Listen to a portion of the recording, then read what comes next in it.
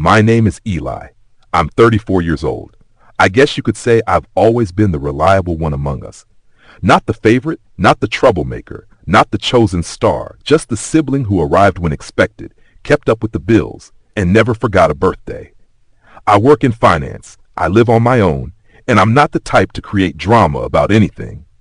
My relatives, though, they're noisy, outwardly close in that showy kind of way, excellent at acting like all is perfect while brushing every real issue neatly out of sight. I've always hovered at the edge, present but not fully pulled in, the sort of guest you bring to weddings but never include in the photographs. Growing up, my brother Mason took center stage. He was magnetic, reckless, constantly stumbling into some mess or another, and yet somehow he always managed to land without injury. He carried this smug appeal that my parents adored like candy they couldn't stop tasting. Even when he quit school, lost 2 jobs, and ended up back in their house at 28, they still defended him like he was a misunderstood genius waiting to be recognized. I, meanwhile, covered every cent of my own education, kept the same career for over a decade, and even helped them with the mortgage when my father's hours got cut at work. None of that ever seemed to carry weight. Not enough, at least, to place me at the figurative head of the table. Still, I told myself not to let it sting. I lowered my gaze, kept the transfers coming, replied to every text, attended the holidays, and laughed along with the small digs that always arrived, dressed up as harmless jokes. Eli, you're too serious. Come on, relax a little. It's just a party. Oh, we figured you'd be tied up. You're always so busy. I pretended not to care. Deep down, I suppose I hoped that if I just kept showing up, someday they'd recognize me as truly part of them, not just the one covering costs from the sidelines. That illusion cracked last fall. It began with a dinner. Mason had gotten engaged to a woman named Brooke, whom my mom had instantly declared an angel. My parents planned a grand dinner at an upscale rooftop restaurant downtown. Not the kind of venue they usually could swing, which, in hindsight, should have told me something. A few weeks earlier, my mom had called. "Eli, sweetheart," she said in that syrupy voice she reserves for asking favors, "we'd love it if you could be there for Mason and Brooke's engagement dinner. It's going to be a magical evening." Naturally, I said yes right away. Just send me the details. And if it's not too much trouble, she continued, softening her tone, "we were hoping you might help with the booking. Just to reserve it, of course. We'll pay you back." I should have known then that "we'll pay you back" meant I'd never see that money again, but as usual, I agreed. I phoned the restaurant, secured a private space for 20, and left my card as the deposit. Honestly, I didn't feel resentful. Not then. It was Mason's night, and maybe, just maybe, this time I'd truly feel included. When the evening came, I arrived right at 7 sharp. I wore a deep navy suit, a freshly pressed shirt, and the new cufflinks I'd been saving. I carried a fine bottle of champagne for the couple and even printed a card with their initials embossed. When I reached the rooftop, the hostess nodded politely and motioned toward the private area. I inhaled and stepped inside. The setup was elegant. String lights hanging above, floral centerpieces on each table, a smooth jazz band playing softly, and there they all were. My parents, Mason, Brooke, her relatives, a few close friends. Everyone already had glasses in hand, laughing, chatting, clinking crystal. I smiled, moved forward, expecting at least a warm nod. Instead, Mason turned with that same smug expression. "Oh, hey," he said, barely noticing the champagne. "Glad you made it." Then he pointed toward a folding chair set off near a trash bin, no less. "Sorry, this table's just for family," he said with feigned sympathy. "But you've got a place right over there." I blinked, certain he was joking. I looked at my mother, but she only gave me that tight smile she uses to avoid conflict. My dad chuckled awkwardly and raised his glass. Brooke didn't even glance in my direction, and right on cue, a few others snickered. I froze a moment too long. I wanted to speak, anything at all, but my throat clamped shut. My ears burned. I felt 13 again, left out of a cousin's wedding photo because I didn't match the look. So I walked over, set my bottle down beside the chair, and sat alone. I didn't even bother removing my coat. A server approached and asked if I was with the group. I nodded quietly. He didn't press, just set a glass of water before me and moved along. I remained there nearly 2 hours, watching them laugh, toast, open gifts. I listened as my brother delivered a long speech about feeling blessed to be among his dearest ones. I saw my mother wipe her eyes when Brooke called her the best future mother-in-law imaginable. No one so much as asked if I wanted to eat. Eventually dessert appeared, a grand layered cake adorned with edible gold. The band eased into a slow melody, the sun dropped below the skyline, and I realized no one had even looked my way for half an hour. Then the bill came. I watched the waiter approach their table with a leather folder. He hesitated, glanced about, then looked down at the card on file. My card. He walked toward me. "Excuse me, sir," he said softly. "The total is $3,208. Shall I run the same card?" Every head turned in my direction. My brother arched a brow. "Oh, Eli's got it," he said casually. The waiter looked at me. I smiled slowly, calmly. My voice was even. "Not my table," I said, "just loud enough for all of them." I was told this was for family only. The silence that followed was so sharp it felt as though the air itself had split in two. My brother's jaw dropped slightly. My mom's face tightened in confusion. Dad straightened in his chair. Brooke's father drew his brows together. The waiter hesitated. "Sir, you're the one who made the reservation." "I did," I agreed with a nod, "and I covered the deposit. But I'm not seated with them. My place is over here at the side table." I rose slowly, picked up my coat, and gestured toward the trash can where, apparently, I belonged. You could almost feel the sound of everyone's jaws clattering to the ground. For a beat, no one reacted. The server stood stuck between the tables, holding the folder as if it carried radiation. My brother looked stunned, like he'd been slapped with something absurd. My mother's eyes narrowed, darting between me and the bill, as if trying to work out how control had slipped from her hands so quickly. "Eli, wait," she said, her tone hushed and uneven. "What are you doing?" I shrugged. "Just following the seating plan, Mom. Mason said the main table was for family only. I assumed that excluded me." I turned to the waiter. "I didn't eat. I didn't drink. I wasn't welcome. So no, I won't be paying." "Don't be ridiculous," Mason snapped, his grin cracking into something harsher. "It was just a joke, man. Lighten up." The whole room had fallen into silence. Even the jazz band seemed to falter into a clumsy hush, every eye fixed on me, and for the first time in years, I wasn't shrinking beneath their stares. "Yeah," I said slowly. "That's exactly the issue. You think everything's funny, so long as the joke's on somebody else." Brooke's expression shifted, realizing this wasn't harmless banter anymore. Her father, stiff in his blazer, who'd hardly spoken all evening, turned to Mason with a cutting look. "You invited this man to your engagement dinner and sat him next to the garbage?" His tone was sharp with disbelief. Mason rolled his eyes and glanced toward Mom for rescue. She sat taller, lips pressed in a tight smile. "Let's not make this bigger than it is. Eli's being dramatic. He's always been sensitive." I almost laughed out loud. That line again. He's just sensitive. He's just tired. He's just exaggerating.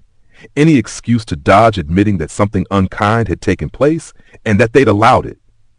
The waiter cleared his throat, uncomfortable. "Sorry to interrupt once more, but the restaurant does need to finalize the payment before closing the private section. If the current card won't be used, I'll need another." The silence deepened. I turned toward the elevator, ready to leave. That's when my father finally spoke.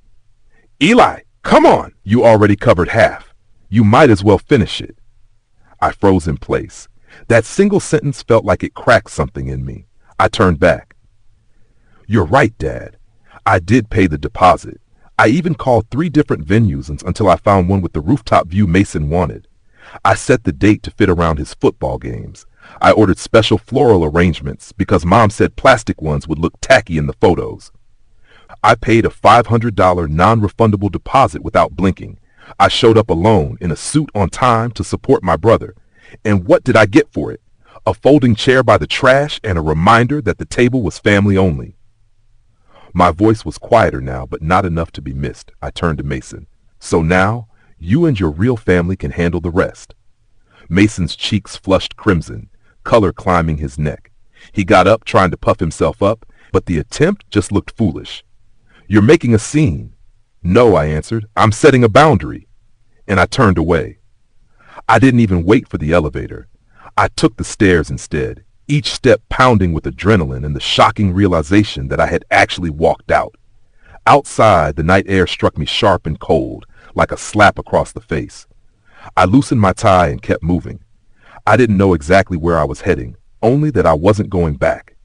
I figured that might have been the end. A dramatic exit, maybe a round of awkward apologies later, perhaps even an attempt to sweep it aside. But what I didn't realize was how far the ripple effects of that night would spread. Because later, long after I got home, still dressed in my suit, still holding that unopened champagne like a phantom weight, my phone lit up. First came a text from Mason. Dude, really? You couldn't just pay the bill and talk afterward? Then one from Mom. You embarrassed us in front of Brooke's entire family. Was that your plan? Revenge? And then came a call from an unfamiliar number. It was Brooke. Hi, she said, her voice softer than I'd ever heard. I know we don't really talk, but can I ask you something? Sure, I replied cautiously. Did you actually pay for all of it? The deposit, the flowers, everything? I paused. Yes. There was silence on her end. Then she said quietly, They told my dad you offered, that it was your idea. That hit me cold. I never offered, I said carefully. They asked. I said yes. I didn't expect repayment, but it definitely wasn't for show. Brooke sighed. Well, my dad's furious. He thought you volunteered as a kind gesture, but now he says he'd never have agreed to that restaurant if he'd known the costs were covered by someone they basically shoved aside. I didn't respond at first. He said Mason and your parents made him look like a fool. Another pause. I'm not calling to stir things up, she added quickly. I just thought you should know. I thanked her, and we ended the call. But the fallout was only beginning. In the days that followed, everything spiraled faster than I'd imagined, and not in the way my family had expected. It began with the family group chat. You know, the big thread that normally sparked around birthdays and holidays, full of recycled memes, blurry food photos, and cheerful Friday wishes from my aunt. I hadn't heard a word from it since the dinner, but suddenly it buzzed back to life. Mom, Ally, we need to talk. Call me when you can. You really screwed things up with Brooke's family. Fix this. It's gotten out of control. Just apologize and let's move forward. I stayed silent because it wasn't about the chair. It wasn't even about the bill. It was about every moment leading up to this. All the years of being treated as the backup contact, the designated driver, the spare wallet. And now that I had finally refused, they had no idea how to handle me. What made things worse, or maybe better, depending on perspective, was that Brooke's father clearly wasn't the type to take embarrassment lightly. I heard as much from one of Mason's friends, a guy named Trent, who had always treated me with more decency than most of them. According to him, Mr. Whitaker completely lost it the night after the dinner. He had financed Brooke's private education, helped her launch her marketing business, and had carefully planned a flawless, polished engagement season. To then discover that the groom's side lied about who funded the event, humiliated one of their own relatives, and tried to leave him with half the bar bill after I declined to cover the rest. It was too much. Trent told me that at brunch the next morning, Brooke's father muttered something like, "If that's how they treat their own family, what will happen once you marry into it?" Brutal. The fallout hit Mason like a runaway train. Wedding plans screeched to a halt. Brooke retreated to her condo to regroup, and every Pinterest board disappeared overnight. My mother, desperate to contain the damage, reached out, not by text or voicemail this time, but with a long email. The subject line was just one word, please. The body was 5 paragraphs of sweet-sounding manipulation, full of lines about how she never meant to hurt me, how she never realized I felt left out, and how much it would mean if I would sit down with Mason and smooth things over. But the word sorry was missing. Instead there was, we didn't notice. You misunderstood. Let's not allow one silly evening to shatter the bond we've built. I stared at that last sentence for a while. What bond? The one where I drove 3 hours on Christmas Eve to deliver gifts because Mom said Mason wasn't in the right frame of mind to shop. Or maybe the bond where I canceled my trip to Spain 2 years ago because Dad needed surgery and they couldn't afford in-home care. Or the bond where I co-signed a loan for their second car without even pausing to think, only for Mason to borrow it indefinitely and never bring it back? I left the email in my inbox without an answer. 2 days later, my Aunt Karen called. Mom's sister. That surprised me. She wasn't exactly warm, but she was sharp, a no-nonsense businesswoman who ran her own interior design firm and always carried an air of restrained judgment. I hadn't spoken with her in more than a year. "Eli," she said, "I heard about the dinner." "Of course you did," I muttered, trying not to sound too bitter. "I'm not calling to scold you," she added quickly. "I just want to say, good. About time someone rattled the tree." That left me stunned. She sighed. "I know how your parents are. They sweep everything under the rug, act like it's perfect. But they've leaned on you far too long. And Mason, he's always gotten away with treating you like a side character." "I appreciate that," I replied quietly. "But why now?" "Because now the Whitakers are in the mix," she said dryly. "And your mother is panicking. She phoned me yesterday asking if I'd try to talk some sense into you." I raised an eyebrow. "And what did you tell her?" "That you don't need sense. You need space. And maybe it's time they learned how to stand without using you as scaffolding." For the first time, I felt like someone in the family actually saw me, not as a wallet, not as a punching bag, but as a person. Later that night, Mason texted me again. "Bro, Brooke's dad just canceled the deposit on the wedding venue. Said our values don't match. Fix this now. Can you help? Please. Just fix it." That's when it hit me. He still didn't understand. He still thought of me as a tool, a pressure valve, a bank account with a pulse. So I decided to fix something, but not in the way he wanted. That night, I logged into the joint account I'd set up a year earlier, the one Mason had been using while unemployed. He never closed it, and his gym membership and Spotify were still tied to it. I moved what little remained, a couple of $1,000, into a new private savings account. Then I phoned the bank and shut the joint line for good. The next morning, Mason rang 4 times in a row. When I finally picked up, he sounded frantic. "What did you do?" I stayed quiet.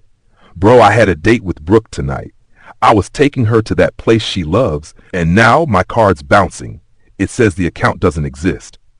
"I know," I said. "I closed it." "You what? You can't just—" "I can," I interrupted calmly.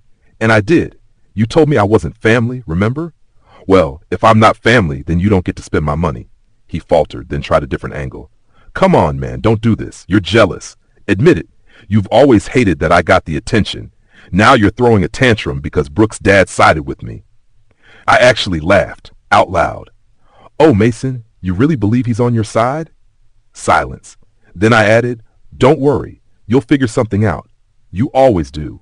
Maybe Mom can open another credit line in your name. Or maybe Brooke's dad can finally show you how to stand on your own." Then I hung up. I don't know what Mason did after that, but hours later my phone buzzed again. This time it wasn't him. It was an email from Brooke. Subject line, "I think we need to talk." I stared at it for a long while before opening. The subject itself felt heavy, like the beginning of something big, something I wasn't sure I wanted to face. But curiosity and the faint hope of closure made me click. The message was longer than I expected, polite yet personal, formal but edged with the voice of someone clearly unraveling. She began by saying she recognized how uncomfortable the dinner had been, admitting she hadn't noticed how I was treated until the whole evening collapsed around us. She confessed she'd been so absorbed in creating the perfect night that she hadn't stopped to take in the bigger picture. But her father had seen it clearly, and he was furious. Furious not just about the money, but about the principle. "If they can publicly disgrace the very person who financially and emotionally carried the night," she quoted him, "then I have to rethink who my daughter is marrying into." Brooke wasn't softening her words. She explained that Mason had brushed it all off at first, calling it a small misunderstanding. But once her father produced the receipts, literally screenshots from the restaurant manager, the story Mason spun began to unravel. He had told her that I insisted on paying, that I chose not to sit at the main table because I was shy, that I left early due to a sudden work call. But after she spoke directly with the waiter, yes, she actually called the restaurant herself, the whole version fell apart. And then came the part I never expected.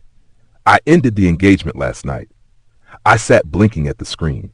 She went on, saying it wasn't just about the dinner. It was about the patterns it revealed, the entitlement, the casual lies, the way Mason dismissed her concerns. "He kept saying you were exaggerating," she wrote, "but the truth is you were the only one acting with dignity." She closed her message with a simple note, I'm not writing this to make you choose sides or stir up more drama. I just want you to know I finally see it. And I'm sorry it took me this long. I read it over and over, not because I doubted her, but because I wasn't used to being believed. The following weeks were strangely quiet. The family chat went completely silent. Mason tried calling twice more, but when I didn't pick up, he gave up. Word reached me later that he'd moved back into her parents' house. Brooke returned the ring. Her father officially canceled the venue and vendors. Some of Mason's old buddies drifted away too. Apparently, they had been clinging to him mostly for Brooke's connections. I thought that would be the end, a slow fade into silence. But one Sunday morning, there was a knock at my door. It was my mother. She stood there on the porch, wrapped in a cardigan, holding a container of lasagna as if it were a peace treaty. Her eyes were swollen, her makeup thin. I opened the door just a crack. "I brought you dinner," she said. "I didn't reach for it. I just wanted to talk. No excuses." That startled me enough to let her in.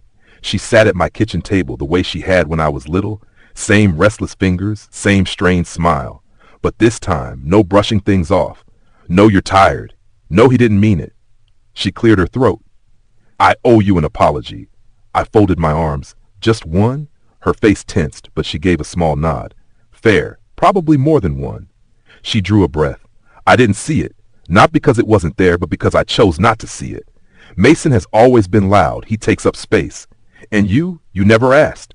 You just showed up. You carried things. You fixed things. I guess we treated you like a safety net." "That's the problem with safety nets," I told her.